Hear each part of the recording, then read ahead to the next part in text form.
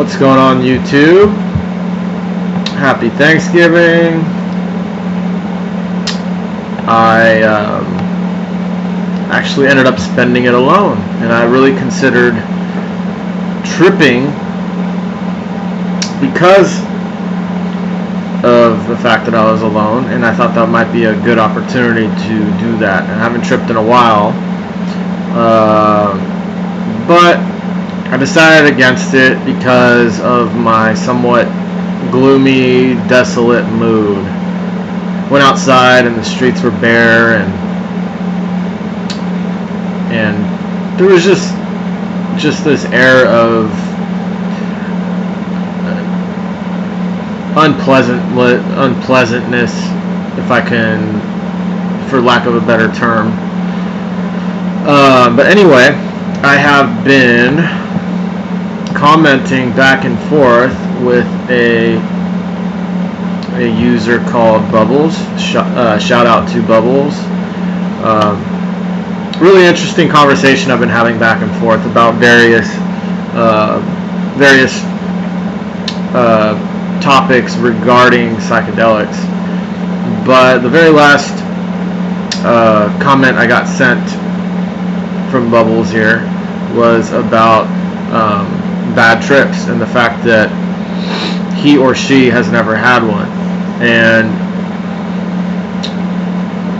that I think everyone is going to have, if you take psychedelics somewhat seriously or frequently, I think everyone is going to have one eventually. The first thing I want to address is I find it rather, I don't even know what the word is for it. It's a little annoying when I hear someone say, I like bad trips. I like having bad trips. Well, then you've never had a bad trip.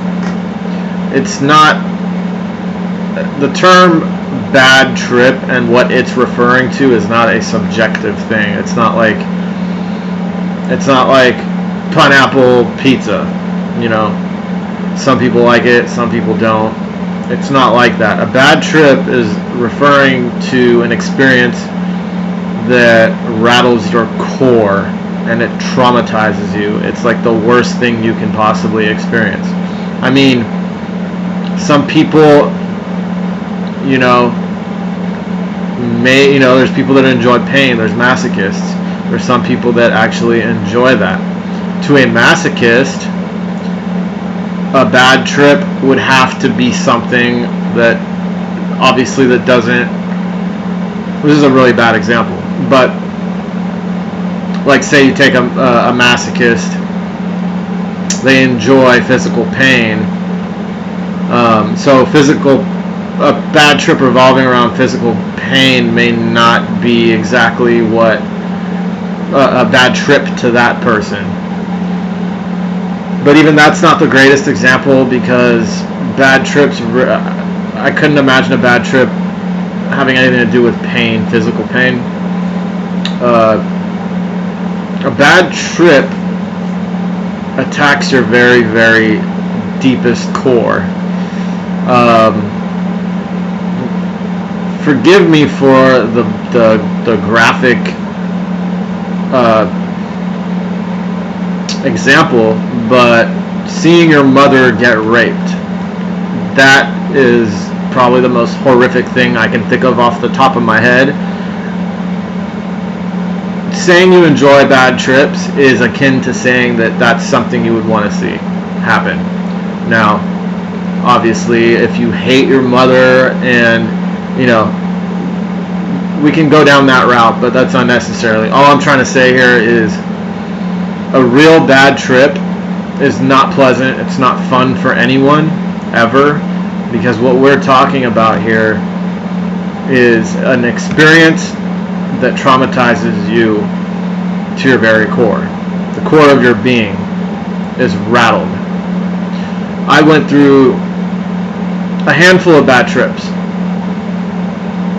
I only had one that I can consider something that was one of the worst experiences of my life. Let's just put it that way.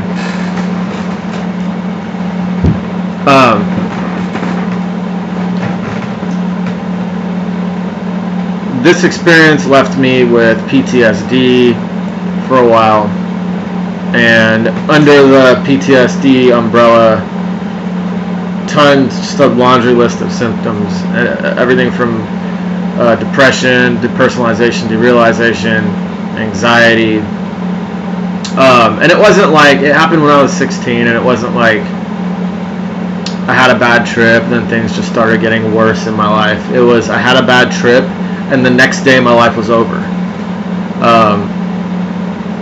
And this lasted for 4 years, and I did a video about it. I'm not really YouTube and tech savvy, so I would post a link for you guys, but I do have a video about that if you're interested in how I cured my bad trip,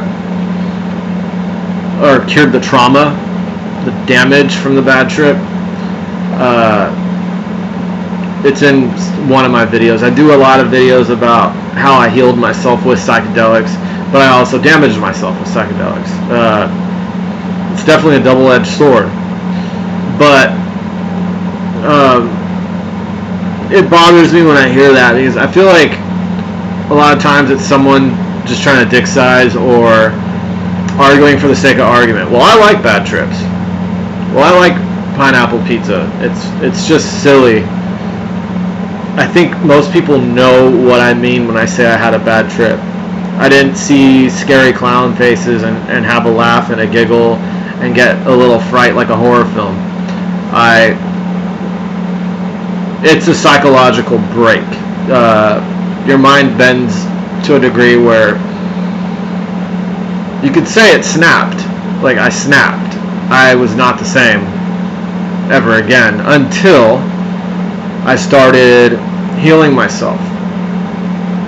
They say that people who have had severe, no, I'm not saying this is brain damage, but they say that people who have had brain damage, if they become motivated, it takes a lot of motivation and a lot of strength to do so. They can regenerate the brain damage. Like, if it caused them to not be able to walk anymore, if it caused them to not be able to walk anymore, they can actually relearn how to walk, but it takes a massive amount of motivation and inspiration and strength to do so.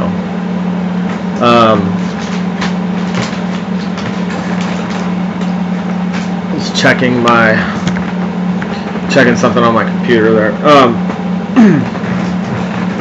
It takes a massive amount to muster up that kind of, motivation. So I was a kid. I felt devastated by the experience, and I was in a perpetual state of despair, depression, you name it. It was awful, absolutely awful. I wanted to end my life. I felt like I just damaged my brain, and there was no coming back from that. Now, I thoroughly believe psychedelics are damn near harmless, and I don't believe that they are neurotoxic or can damage the brain. Most of that has been debunked. However, stress can actually damage the brain, and what I experienced was extreme stress.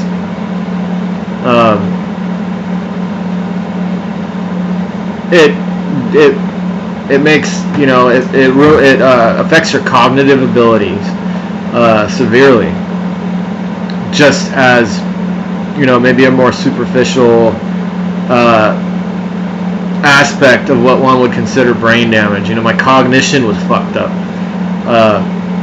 My ability to think and speak, all kinds of things were messed up. But so anyone can have this happen to them. Anyone can experience a bad trip of this degree, a traumatic experience. Doesn't matter how seasoned you are with psychedelics. It doesn't matter how strong you are mentally. I read an interesting article, actually.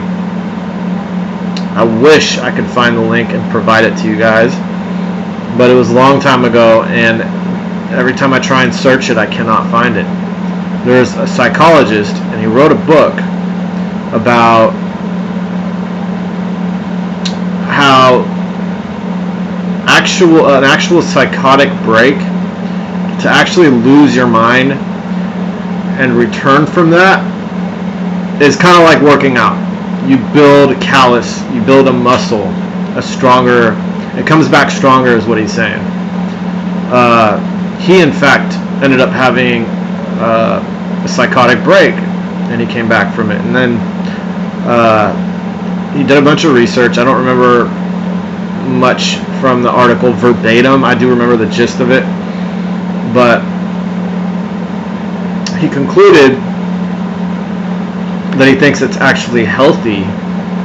Somewhere, just one of the points he made in his article was psychedelics, taking them can actually be healthy in that regard, that it bends your mind, challenges your mind just enough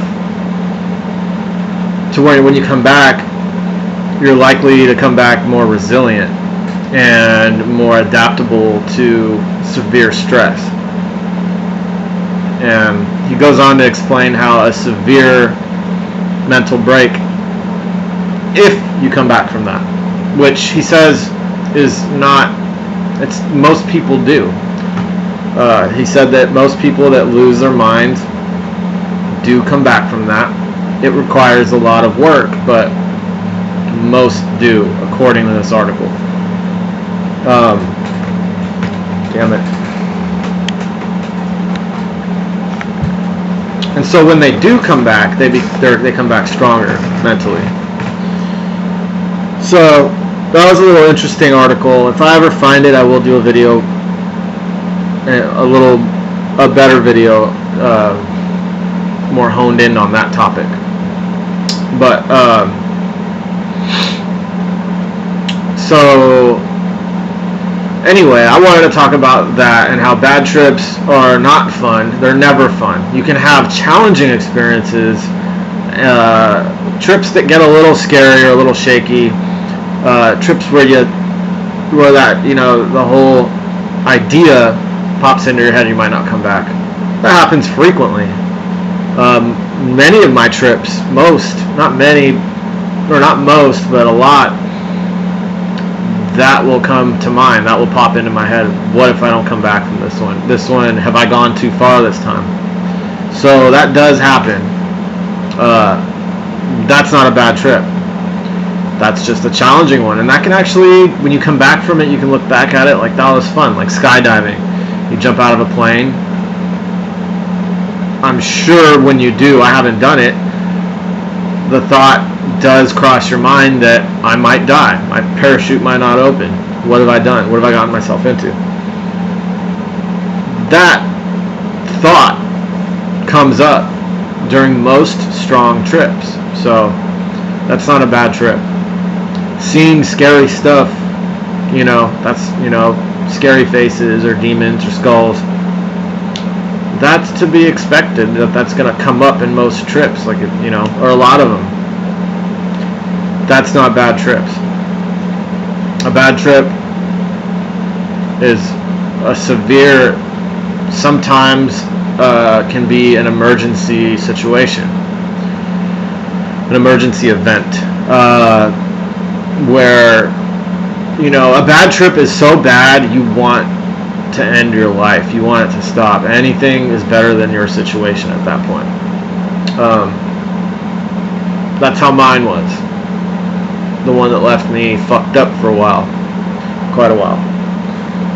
Anyway, so what I want to talk about is one thing that I changed about tripping that has diminished the possibility of a bad trip tenfold. Is, I think, let me backtrack for a second here. When I started the video, I wanted to go over a few things. That was one of them. But one of the main things was, okay, so preventing bad trips.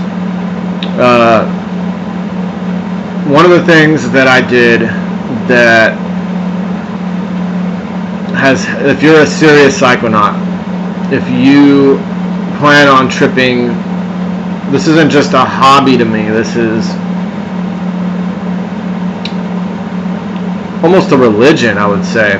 I do it to connect to something deeper than my normal everyday reality. When I come back from these trips, I feel refreshed, renewed, reset, as a lot of people refer to it.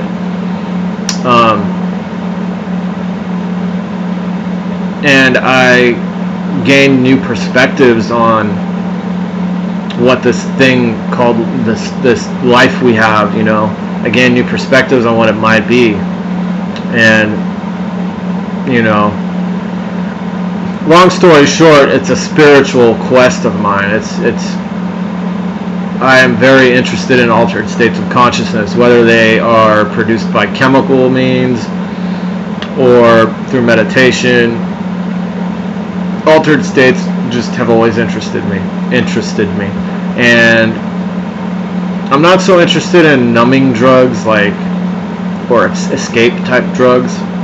They feel good, sure, but they're not something that I feel like I want to repeat over and over. And when I say repeat over and over, I'm not saying trip every day, but the moment I come down off of my trip, I'm already planning my next one in a few months, like the sequel, to this one that I'm having at that moment. I'll already be thinking about, okay, what's part 2 what am I gonna get from part 2? Am I gonna get to the bottom of this, through all the deep thoughts I have on the trips. So anyway, what I found was, here's a couple tips.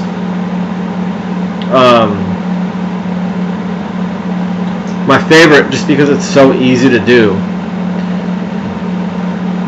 get a powerful tranquilizer, Xanax. I'm sure if you can get acid on the streets or shrooms, you can find Xanax. So it shouldn't be that hard to acquire. A strong dose. Make sure you know what you're doing. Do your fucking research. Don't take too much. You can die from taking too much of it, so be careful. 1 milligram, I don't do that stuff, but I have used it to come off of an overstimulating trip at the end of the trip, just so I can get some sleep. Lots of people do that. But this isn't something I look forward to doing. I don't get high off of Xanax. I use it as a tool. So just get some Xanax and always have it on hand. Put it away. Put it away for the next time you trip. Keep it on you throughout the trip. That way, it's the fact is, if you have a bad trip and you take a Xanax, it will knock it out. It will, worst case scenario, it'll knock you out. So you just go to sleep, you rest, you sleep it off. Best case is it just mellows out the trip, it slows it down, it brings it down to a more comfortable level for you. The anxiety is gone. That's what it does. It decreases anxiety, it eliminates anxiety. It's for people with severe anxiety, in fact. So just keeping one on you, I have found, the fact that it's there, it's like my safety blanket. I don't have to ever take it. It's like a psychological thing. It's a placebo effect, in fact. So that's my number one recommendation. And as I said before, I have used it to mellow out at the end of a trip. Like, every now and then I'll have a really overstimulating trip where I can't sleep. You know, I've been up. For those of you who've never done acid and you've done mushrooms, acid is way more stimulating, and there's like this residual stimulation that can last all night. You may not ever get to sleep that night. It's kind of annoying at times, so if you're not planning on being out and socializing, and you just want to get to sleep, a benzodiazepine works really well for that. It just knocks you out, helps you get some sleep. So that's my number one recommendation.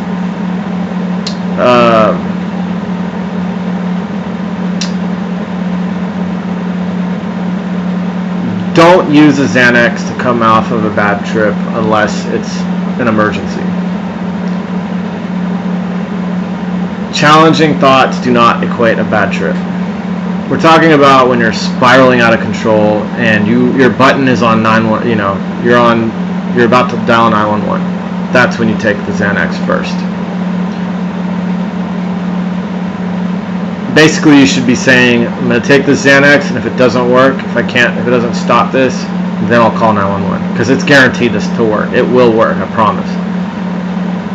So, you know, that type of severity, that's when you want to use it. Other than that, you need to work through it. They say that if you just pull the plug on a trip whenever it gets a little difficult, you'll never work through that shit and get rid of it. It's usually something that needs to come up and be dealt with so it doesn't come up again.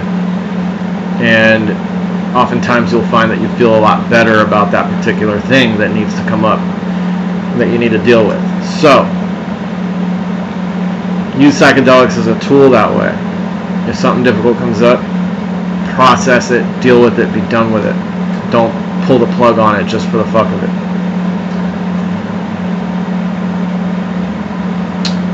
Second,